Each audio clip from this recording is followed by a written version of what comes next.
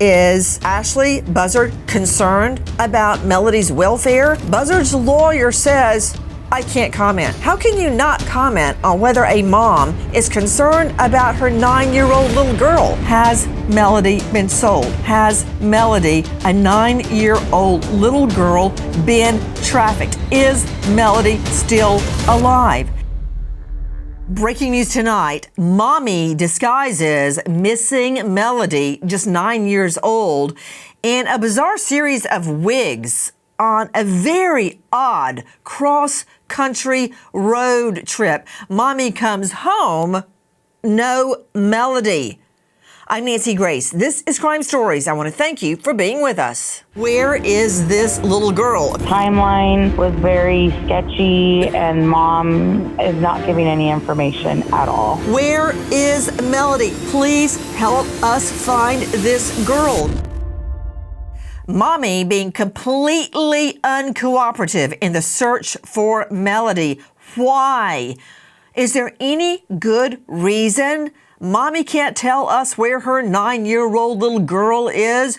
Before I bring you up to date on this bizarre cross-country road trip and the changing of the wigs and the outfits and the disguises, Mommy changing the license plates on a rental car during that cross-country trip with her child. Who does that?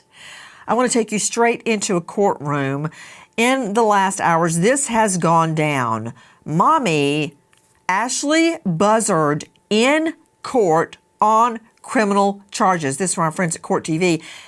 But they were not charges in relation to her missing little girl. And yes, Melodee, 9 years old, is missing. Straight out to Ann Emerson, senior investigative reporter, criminally obsessed on YouTube, and star of Unsolved South Carolina, the Murdaugh Murders, Money and Mystery. And thank you for being with us.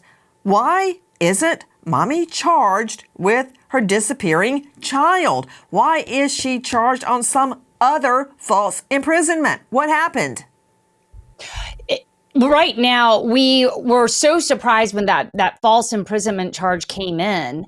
It looks like someone had gone to the house to try and talk to her. From what he's told us, that we now know the man who says he was the one that filed this criminal complaint. Well, Ann Emerson, you're absolutely correct. His name is Tyler Brewer, and apparently he goes over to Buzzard, that's Ashley Buzzard, Melodee's mother's home, to offer to help look for Melodee, and they get into it, and apparently Ashley Buzzard tells him some story about where Melodee is, then thinks better of it and holds him in her home, locks the doors, and holds him with a box cutter. Listen. After weeks of refusing to give any information about her daughter's whereabouts, Ashley Buzzard is taken into custody, but the arrest on a charge of false imprisonment isn't related to Melodee.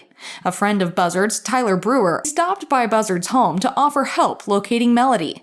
Brewer claims Buzzard told him exactly where and with whom she left Melodee in Utah. Brewer tells police he doesn't trust the information Buzzard gave him about Melodee.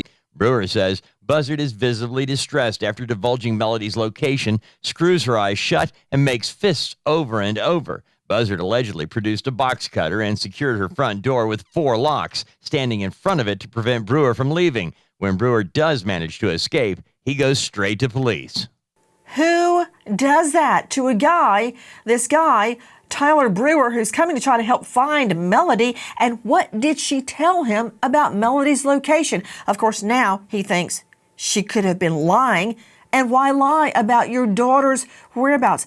This as the specter.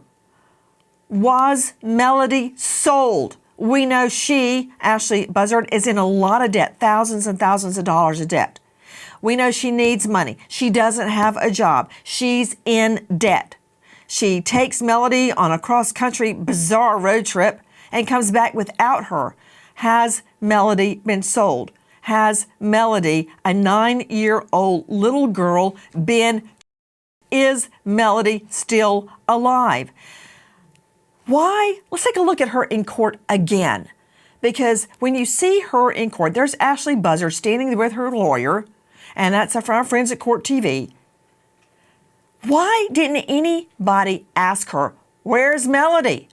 And why does she look like that? Let's see how she looked at a car rental business where she was renting a car. Hey, is that her? Yes, it is. And she is done up. Let me tell you, look at that head full of fake hair. Okay, the false eyelashes, the makeup, the outfit, completely uncharacteristic of Ashley Buzzard.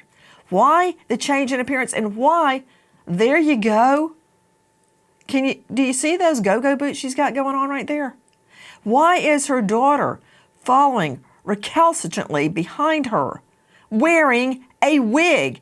It's too much for me. Straight out to Lauren Johnson Norris joining us, high-profile defense attorney specializing in juvenile and CPS cases. You can find her. She's the founder of the Johnson Criminal Law Group. Lauren, she's in court. She's in the clutches of law enforcement. She's in front of a judge. Did nobody say, hey, where's Melodee? Well, I'm sure absolutely and understand the frustration about wanting to ask that question. But when a defendant is in court, they won't be speaking. Their attorney speaks for them. And her attorney would have asserted the Fifth Amendment privilege against self-incrimination to protect her rights so that she doesn't say something that could land her in jail. You know, I really appreciate what you're saying, Lauren Johnson Norris. But if you notice, there's not a jury there. So her asserting, as we all know, trial lawyers know, if you know the defendant is going to assert the Fifth Amendment right to remain silent, if you know they're going to do that, you cannot continue to ask them that in front of a jury. You can't do it if they've already advanced their Fifth Amendment right. But there's not a jury. So why didn't the prosecutor ask? Why didn't the judge ask? Am I the only one that wants to know where is Melodee? You're so concerned that by asserting her Fifth Amendment right to remain silent, it could somehow prejudice a jury. There is no jury, Lauren. Well, of course, there's no jury at her arraignment, but we know that anything that she can say can incriminate her. And potentially, if she's placed under oath, anything that she says, of course, could be used in a case. So while everyone may want to ask her that question. Not if she asserts the Fifth. Sure, but if she asserts the Fifth, we know she's not going to be speaking, right? So she wouldn't be saying anything at all. A judge would, a prosecutor would have to give immunity to her to get that information. Now, we don't know if that has been discussed between the prosecution and the defense about just locating Melodee and seeing where she is to get that information. But I am sure that the law enforcement investigation is going on behind the scenes. We just don't see it on TV. Okay, guys, so she's there in court. You see Ashley Buzzard in court with a defense lawyer. That means there's a prosecutor. That means there's a judge. There's law enforcement standing right there staring at her, shooting daggers right at her. This is from our friends at Court TV. And nobody says, hey, where's Melodee? Maybe she'll answer. Maybe she won't. Maybe she'll assert her Fifth Amendment right to remain silent. But nobody even asked. Guys, where was Melodee taken on that road trip? Joining us tonight, a special guest. It is the Santa Barbara Sheriff's PIO, Public Information Officer, Raquel Zick. Raquel, a 3-day road trip. What have you learned? Detectives learned that there was a 3-day road trip that began on October 7th, and it went as far out as Nebraska down into Kansas before the return trip that ended in Lompoc. We do know on that return trip that Ashley did come back to Lompoc without Melodee. To Sydney Sumner, Crime Stories investigative reporter. Raquel, I'll be right back with you. Sydney, Lompoc. Where is Lompoc? Southwest of Vandenberg Village, where Ashley and Melodee lived together at that home on Mars Avenue. So that's the main city center. Vandenberg Village is very small. So you would head into Lompoc for shopping, things of that nature. So, Sid, where exactly did she go? Well, from Lompoc, it looks like she made a really big loop, driving east all the way to Nebraska, then driving south into Kansas, and then coming back to California, back to Lompoc through Utah and Colorado. Wow, a circuitous route. Take a look at that. Now, can we establish, was Melodee with her the entire time? We now know that she stopped at a gas station, the Junction gas station. Listen. It was really, really freaking weird because she just like opened the door at the store and then said, "Did you guys know you have a whole bunch of kittens out here?" Though gas stations in Panguitch and Circleville could not provide surveillance footage, finding it taped over 2 days prior, an employee at the pit stop in Junction, Utah, is convinced she had a brief interaction with Ashley Buzzard. The employees say Ashley did not purchase anything, but told her about cats hanging around the store. The employee says Buzzard left with a woman in her late 20s to mid-30s with purple hair, driving in a white car with California plates. From our friends at KUTV, and there's more. I kind of walked towards the door going, "What the crap was that?" when they left and noticed that they had a California license plate. There's a lot of nature, a lot of woods around here, so it's like if this is where she was the day before she got home, like, who knows, you know, anything could happen. KUTV, straight out to Irv Brandt. You know him well, former Senior Inspector, U.S. Marshal Service, International Investigations Branch. What is that? He's gone all around the world looking for missing people and bad guys. Irv Brandt is also the author of a series of books about Jack Solo. Gee, I wonder who that could be patterned after. Irv Brandt, did you hear what the gas station attendants are saying? They're convinced they saw Ashley Buzzard. They are convinced she had Melodee with her. They state that she had poked her head in and about kittens, and when she left, it was so odd. Her behavior was so odd. They actually said, "What the crap was that?" And they even looked out and saw she had a California car tag. What could have happened that made them curious enough to go? I mean, you know, Irv, how many times have you seen something you thought was odd and you looked to check the tag? Well, the gas station attendants, and I agree with you, Nancy, that it is very odd. But when you're talking about that area of the country, where you're going into Utah and Colorado, I'm pretty familiar with it.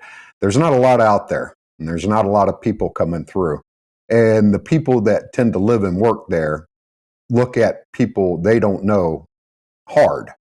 And something about that struck those people as unusual. Straight out to Ann Emerson, senior investigative reporter, Criminally Obsessed. Ann, what I find significant, and I'm circling back in a moment to Sydney regarding the timeline, is when this gas station attendant saw, and they're convinced they saw the mom, Ashley Buzzard, they did not see Melodee. What do you know about this interaction?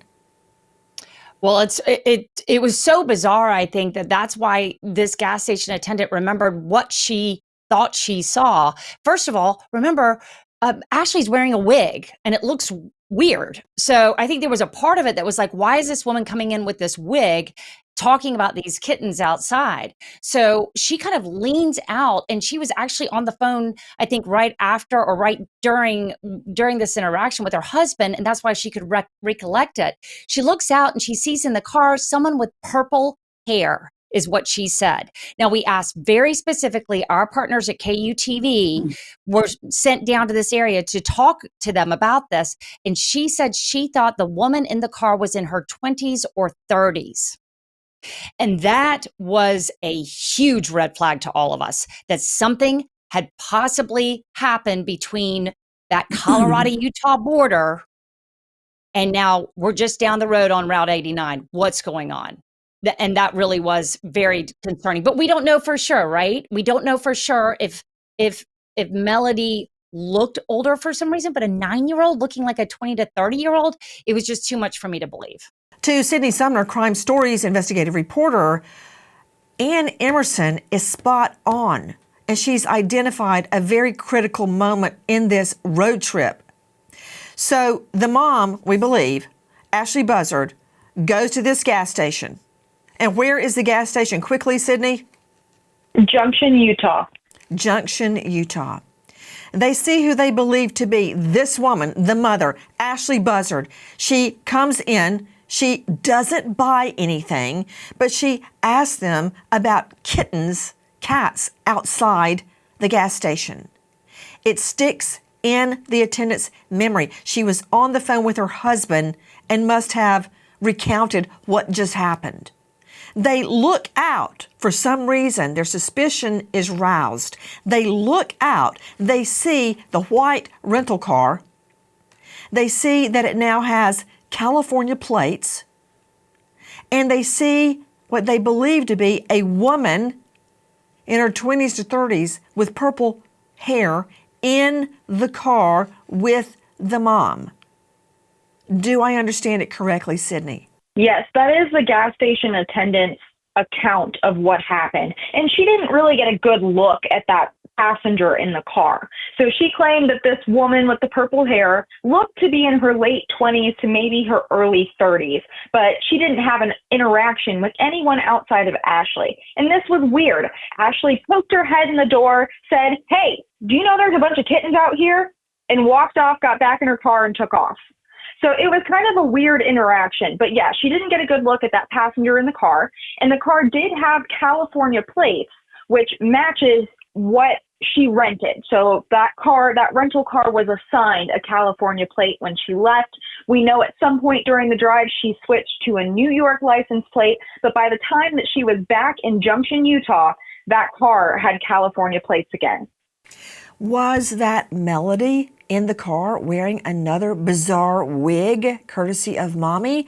Or was that truly an adult female? And you got to look at it, Irv Brandt, from the perspective of the gas station attendant. If the gas station attendant saw the California tags, I originally thought that means she sees the car leaving. But in California, you have to have a tag on the front and the back of your car. So she could have seen the car coming toward her. So we've got to get a description, a good description, as best as she can give, of the woman or child with the purple wig on.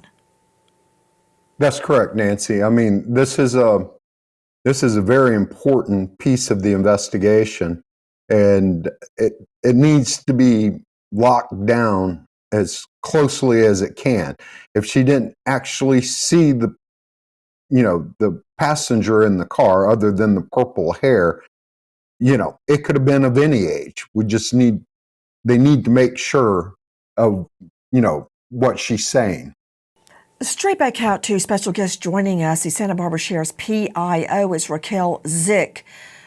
Raquel, this sighting, what do you make of it? We do have a confirmed sighting as recent as October 9th, which would have been on the route back. And that would have been on the Colorado side of the Colorado-Utah border. This trip was taken in a white rental vehicle from a rental agency in Lompoc. And we do know that somewhere along the route, the California license plate was switched out to a New York license plate. Additionally, we know that Ashley and Melodee did wear wigs along this trip, and those two things coupled together lead us to believe that this was done to avoid detection along that trip. Holidays are just around the corner, and that means a lot of excitement and stress. If you, like many people right now, are relying on credit cards to cover the basic costs of life, then you're going to have gifts, travel. The debt is piling up. If you are a homeowner, think of reaching out to American Financing. Maybe you didn't before because you don't want to give up a low mortgage rate. Well, American Financing has created the Smart Equity Loan. It's a smart way to pay off that debt without giving up a low mortgage rate. It's called HELOCs, Home Equity Line of Credit. It can fluctuate with the market. The Smart Equity Loan offers a fixed rate, so you will have one predictable monthly payment. Dial 866-888-0344, 866-888-0344, or go online to americanfinancing.net/Nancy, and good luck. Joining us now, a special guest, it's Elizabeth Mesa. This is Melodee's aunt. As you will recall, Melodee's father passed away in a vehicle accident on a motorcycle. This is Melodee's aunt on her father's side, her paternal aunt. Elizabeth, thank you for being with us tonight. I am stunned that the mom walks out of court and no one presses her for information on where is Melodee. Yeah, this whole thing is pretty shocking, and it's very, very heartbreaking that there's no force to tell us where Melodee is. We're still in the dark, absolutely, with no information whatsoever. And she walks out so careless, so nonchalant, like it's not a big deal. Like it's no big deal at all. And Lizbeth, I also heard where her attorney was asked, well, is Ashley Buzzard concerned about Melodee's welfare? And her lawyer, Buzzard's lawyer, says, I can't comment. How can you not comment on whether a mom is concerned about her 9-year-old little girl? I don't understand it at all. I have tried to wrap my mind around this whole thing and, try to give empathy and try to put myself in her shoes, but I just can't. There's something up there that's not right in her mind, and for her not to have any concern for her daughter whatsoever is absolutely disgusting. When did you learn that Ashley Buzzard had walked out of court and nobody made her answer, where is your daughter? I mean, they didn't even put the question to her. If she needed to take the Fifth Amendment right to remain silent, she could have. But nobody even bothered to ask her in court.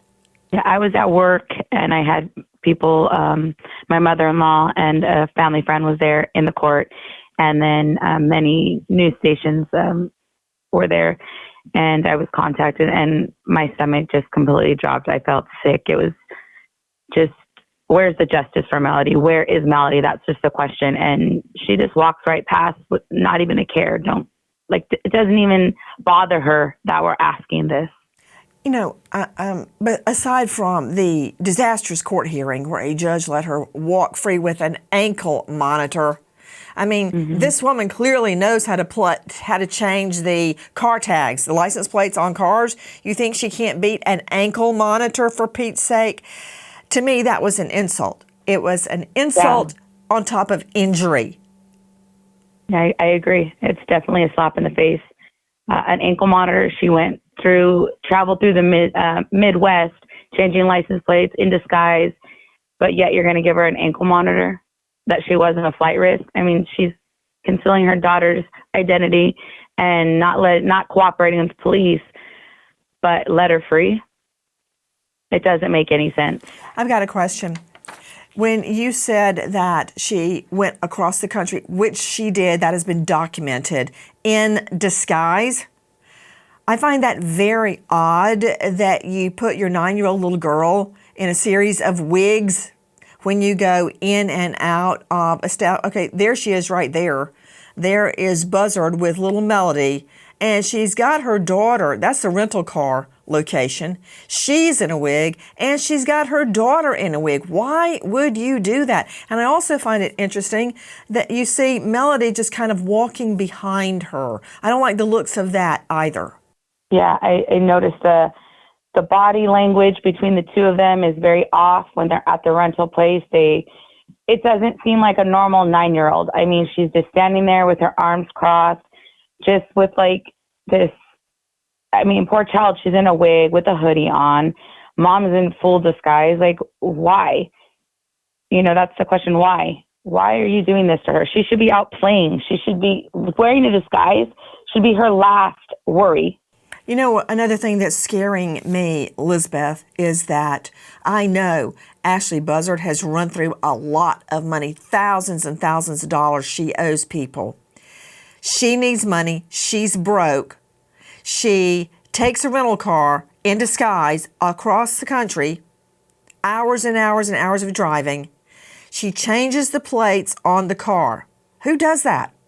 Then she changes the plates back when she returns home without Melodee. She needs money. She went in disguise. She changed the car plates.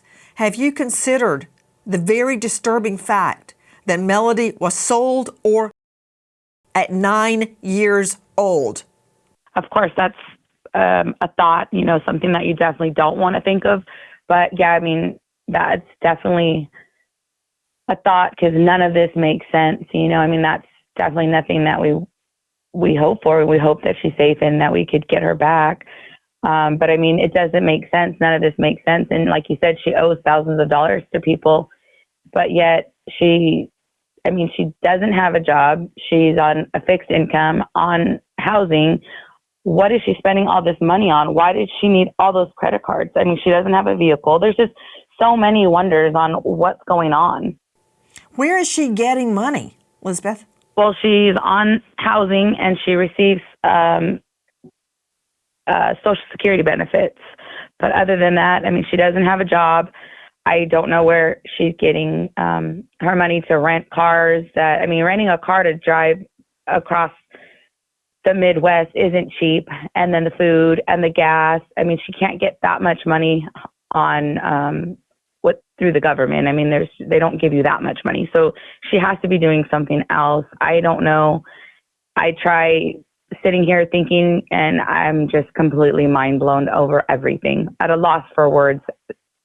Has anyone been able to confront her about where is Melodee? No, I mean, not. We've attempted to. We went over there. We've been trying to talk to her. We personally, the family, have had no success with that after my niece was able to talk to her that one time. And then, no, she doesn't correspond with us whatsoever. Does she have a cell phone, Elizabeth? I mean, she has to have a cell phone because she's ordering all these packages. So she has to have some type of electronic device. I mean, she has to. So here we go. We know she's got a cell phone, which leads me to, has the phone been pinged? That will give me a direct route of where she's been, unless she shut it off. But there's one thing she cannot shut off, and that is the satellite, the nav system on rental cars, if that rental car had a nav system, which I believe that it did. So that is a simple matter to track where she went on that nav system. Question, have you or anyone within your family been in touch with LE law enforcement? I made several phone calls trying to get a hold of the detective. I emailed and I asked him to please, if you're not going to call me back, please get in touch with my mother-in-law because she was very upset and she wanted answers. And thankfully he did. He reached out to her. I'm not sure of his name, but he reached out to her about a week or so ago, and he just let her know that they're still working on the case. They don't have any new information, and they would keep us updated. And we know just as little information as y'all do. We get the information after it hits the news. So we don't know anything else.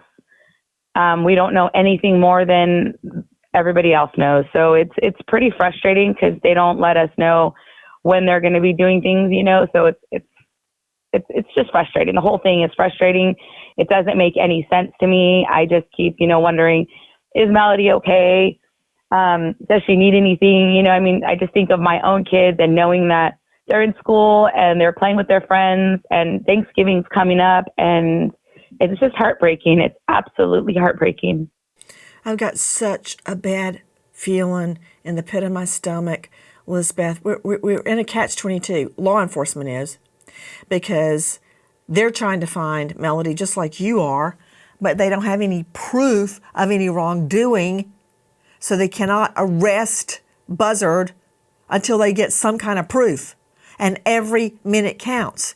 If Melodee is still alive, and there is a strong possibility she is, how long will she be alive? And how long until she is lost in some web of that could be happening right now, and the mom's not talking. I have another question for you, Elizabeth. Did you ever know Buzzard to dress up in all of these wigs or to dress her child up in wigs? Or is that specifically for this road trip? No, I've never seen her in so much makeup or dressed the way she was. Never. She was always just in like jeans and a t-shirt, you know? I mean, never in full makeup like this ever. Never seen her in a wig. She always had her natural hair, which was shoulder, like mid-back maybe, very curly. But this whole costume, disguise, this is all new. I mean, I wouldn't have recognized her if I seen her on the street. I mean, this is just a total new character. Yeah, I mean, she is decked out with a full-on wig, false eyelashes, either a leather or pleather jacket, tights, matching boots, the works. She's put a lot of time into that look she's got going on right there. Elizabeth, is she holed back up in her home now? Yes, she returned last night. This is just killing me that we can't get anything out of her. And under our Constitution, we can't make her answer questions. Elizabeth, what is your message to Melodee tonight, if she can hear you? I just want to let Melodee know that she has a lot of family that loves her. She has her grandma, her sister, aunts, uncles, cousins. We're all here for her, and we love her very much. And we just want her home safe. Joining us tonight, Melodee's paternal aunt, who has been trying for weeks on end to find 9-year-old Melodee. American homeowners, the FBI has been warning about a type of real estate fraud called title theft. Your equity, the target. With just a forged signature, your ownership can be transferred out of your name. And without protection in place, you're left with an emotional and financial nightmare.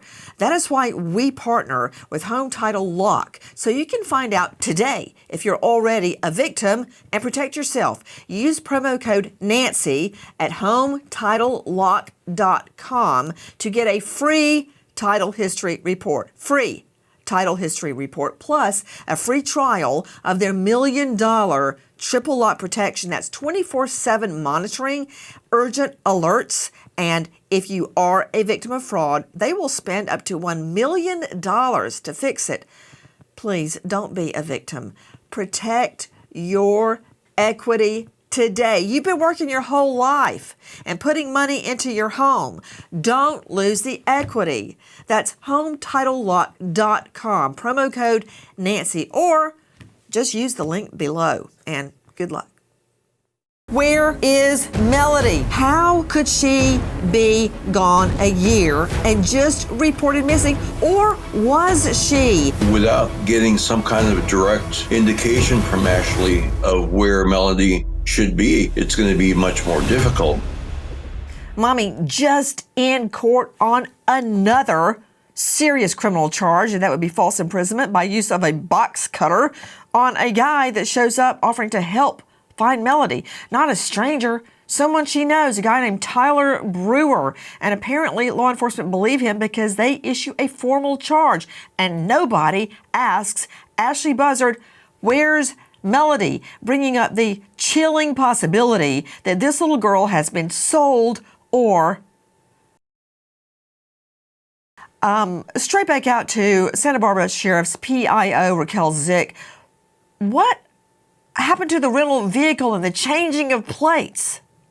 Yeah, so we know that the vehicle left the rental agency bearing a California plate that was assigned to that vehicle. We know that somewhere along the route that was switched out to a New York plate that did not belong to Ashley, and it does not belong to the vehicle.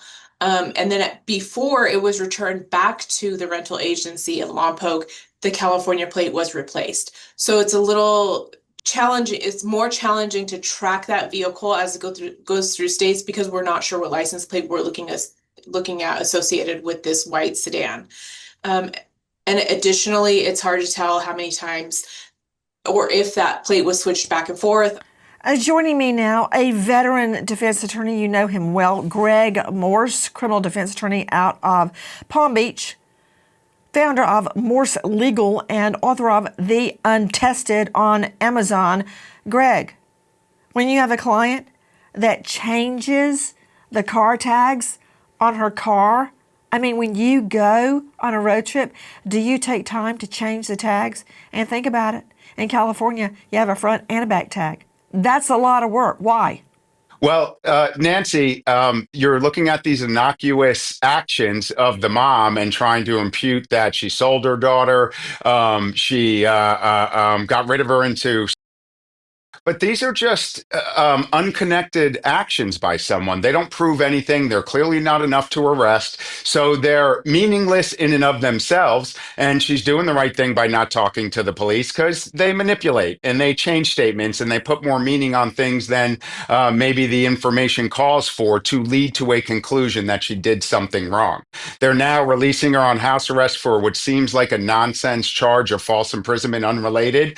You know, they're leveraging the law enforcement and unrelated to keep her close for this investigation into her daughter. She may be distraught. She, is broken down and very emotional. So she's probably not thinking right anyway because her daughter's missing. And the information that's out there now doesn't prove anything. Her daughter's missing because she took her on a bizarre road trip and made her wear wigs the whole way along. And now suddenly she's gone.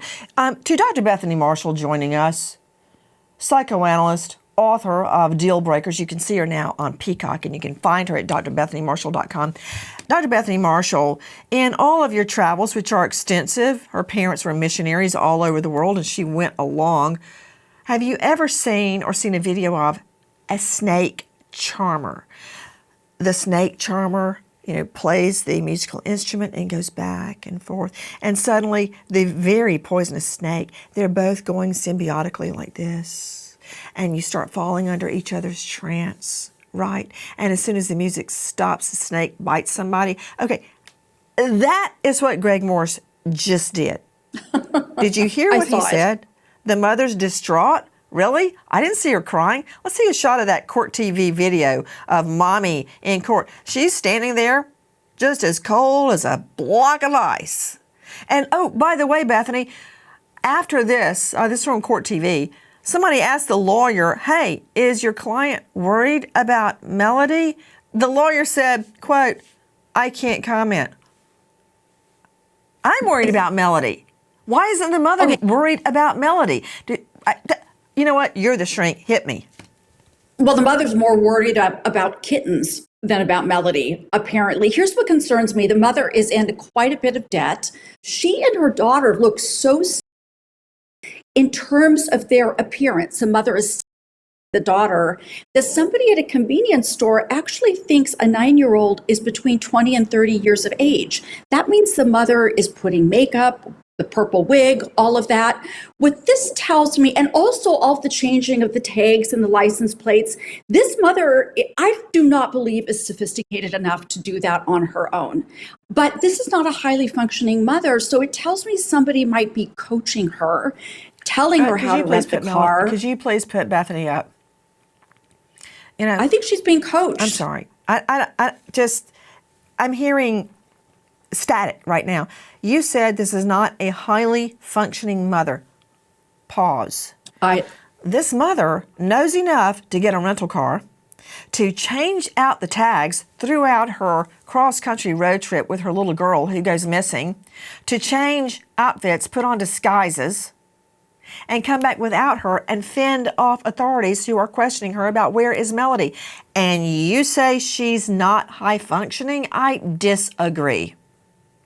Nancy, I do not think she's high functioning. I think she's being coached. Let me remind everyone that the mother, it sticks in my mouth, the mother in this case, Ashley Buzzard, has not been charged and has not been named as a person of interest in Melodee's disappearance. She just happens, Rhonda DeCare, founder of Missing in America Network, she just happens to be the last one known to be with Melodee on a hundreds and hundreds of miles road trip, just the two of them, a mommy and me moment.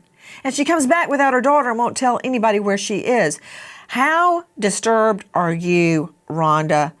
And of course, this came to the forefront during the Chandra Levy case, if you remember that, where Chandra Levy went missing from her high-rise in D.C. And the ritzy high-rise would tape over their surveillance. So we don't really know what time Chandra left her home. We don't know if she was dressed to go out to a dinner party or to go jogging or to go back to work, to the office. No idea. We don't know who was with her. We know nothing because every 72 they tape over it, just like the gas station. Considering pushing legislation to disallow that. But therefore, we don't have the video of that gas station. At least we have the eyewitness accounts. But I want to hear your take, Rhonda. Well, look, I believe that we would be in a much better place if we had a better photograph of Melodee, and the gas station would have been able to provide that if she was in that vehicle with her mom.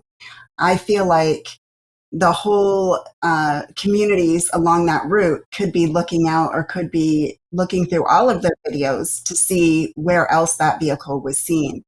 And I hope that the investigators are out there speaking with every single establishment along that road to see what they can find out. And hopefully they will come up with more videos so that we can actually see who we're supposed to be looking for. To Irv Brandt, author of Solo Shot, Curse of the Blue Stone, and much more on Amazon. But for my purposes, Irv Brandt has been with the U.S. government going all around the country, hunting down, tracking down bad guys and missing people. Irv, what do we do now? Well, Nancy, this is it's a complex investigation in the sense it covers so much territory between California and Nebraska than the route back. But having said that, it's not complex in what they're looking for. And they will have the manpower. The FBI is assisting California. All the other states will join in, and any other federal agencies that they deem necessary. They will track that route as best they can. They will interview all the witnesses that they can find till the last time that child was seen. To Greg Morse, veteran trial lawyer, joining us out of Palm Beach. Why didn't anybody ask her in court? Where's Melodee? Well, she has a lawyer, so she's not going to, she can't compel her to testify against herself. So rightfully so, regardless of what's going So you on around think her that false she would be imprisonment charge. incriminated? She's not. No, I don't know if she would be or not. But again, you're going to tell someone that's being looked at for a crime, you're going to tell someone that was charged with an unrelated crime, do not speak with anyone or the police. That's good sound advice. That's criminal defense law 101. She has a Fifth Amendment right, and she's exercising it. There's nothing wrong with that. You know yourself, it can't be used against her in court if she is ultimately arrested in the future for something involving her daughter. But right now, there's not much other than the police began an investigation. Here's the last point of the daughter. They used this nonsense false imprisonment to get her into custody to see if that would provide leverage. But the only thing that did probably was get her a lawyer, probably court appointed since she doesn't seem to have much money. And he or she's going to tell her, hey, don't talk to anybody, no matter what they ask, even if you want to help. She may want to help. She may want to talk, but she's not. And that's sound advice right now. That's right, Dr. Bethany. She wants to help so much. She stood there in court and didn't say a word and is being uncooperative and not helping police find Melodee. That's how much she wants to help. Dr. Bethany Marshall, what do you think?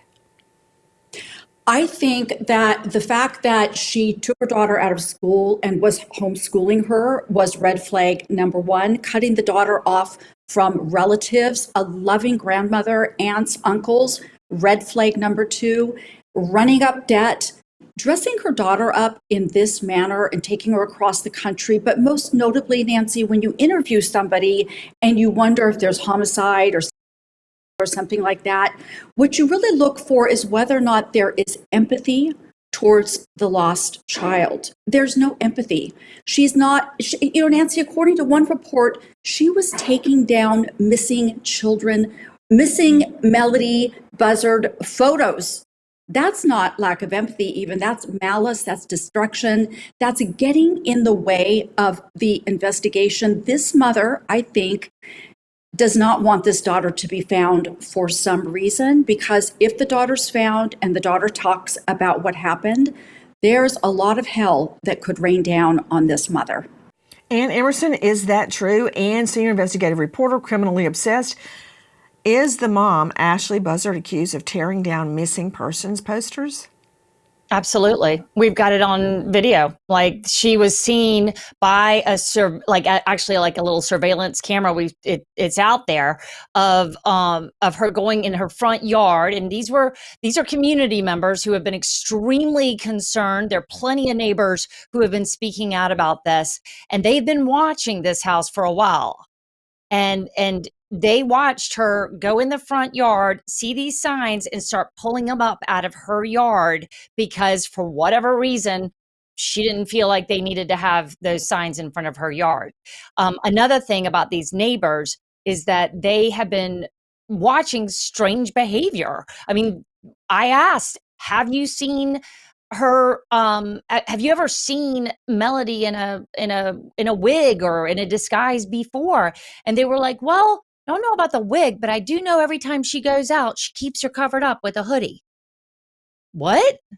So this behavior has, for whatever reason, if there's a mental health issue, which we've heard a lot about, of course, or some reason that she would feel like she needs to keep her hidden, there are definitely signs that have been going on, according to the neighbors, for more than a minute. To Rhonda DeCare joining us, Missing in America Network. What now? Well, we are sponsoring 6 billboards throughout California, Nevada, and Utah in order to help the public know who to look for and who to call if they see her. I have been asking everybody in those communities to print out posters and hang them up so people that aren't watching TV or on social media, so that they know that there is this little girl missing and she possibly was in their communities, and if they saw anything, to contact the authorities. And I have also put it out there that if any businesses want me to send them flyers that they can hand out, that I will mail flyers to anybody along that route or anywhere where it would help to locate her. Bombshell tonight. Crime Stories now streaming first on Fox 1. That's right. You can now watch all the new episodes of Crime Stories first with Fox 1. We are so proud to have a partner who furthers our mission to always, always seek justice, whatever that may be. Watch episodes first with Fox 1 24 hours before they are seen anywhere else. You can even try 7 days for free. The brand new season of Crime Stories airs now on Fox 1. Click the link in the episode description to learn more and watch first on Fox 1. The search for 9-year-old Melodee is happening now. The state is trying desperately to find her. Law enforcement across multiple jurisdictions are working night and day to find this little girl and hopefully bring her home.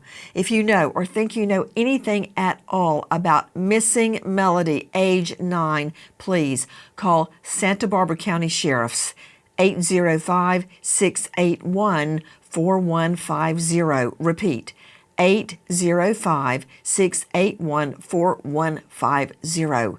Tonight, we remember an American hero, Officer Michael Candler, Big Stone Gap PD, Virginia, just 29, shot and killed in the line of duty, leaving behind a grieving wife, Natasha, and daughter, Cameron. American hero, Officer Michael Candler. Thank you to our guests for joining us, but especially to you for being with us tonight. Nancy Grace signing off for tonight, but I'll see you tomorrow night. And until then, good night, friend.